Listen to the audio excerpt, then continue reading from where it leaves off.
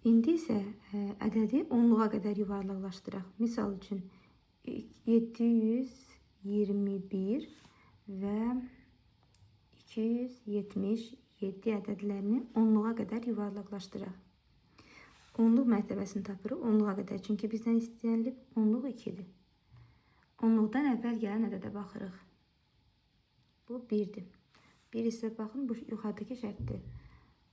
0 və 4 arasındadırsa ədəd düşəcəkdir. Özündən əvvəlki gələn, yəni onluq olduğu kimi qalacaqdır. Əgər biz onluğa qədər yuvarlaqlaşdırırıqsa, biz təkliyə baxırıq. Bizim yüzlü ilə işimiz yoxdur.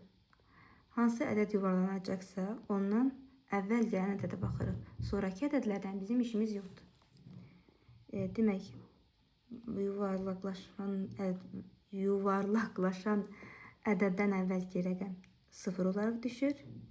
Əgər 5 və 5-dən kiçikdirsə, dəyişmədən düşür. Bu da olduğu kimi düşür.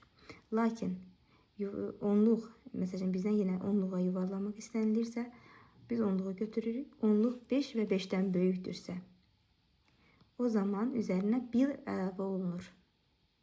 Bu düşür. Bunun isə üzərinə 1 əlavə olunur. Bununla da işimiz yoxdur. Yenə deyirəm, bir də təkrar edək. Yuvarlaqlaşan ədəd onluğa qədər, ya da yüzlüyə qədər fərq etməz. Əgər özündən əvvəlki ədəd 5 və 5-dən kiçikdirsə, düşür və dəyişmədən qalır. Özündən əvvəlki rəqəm düşür, onluq isə dəyişmədən qalır. Lakin 5 və 5-dən kiçikdirsə, yenə buradakı da düşür, lakin bunun üzərinə 1 əlavə olunur. 5-dən kiçik olanda heç bir şey əlavə etmirik. 5-dən böyük olanda üzərinə 1 əlavə edirik.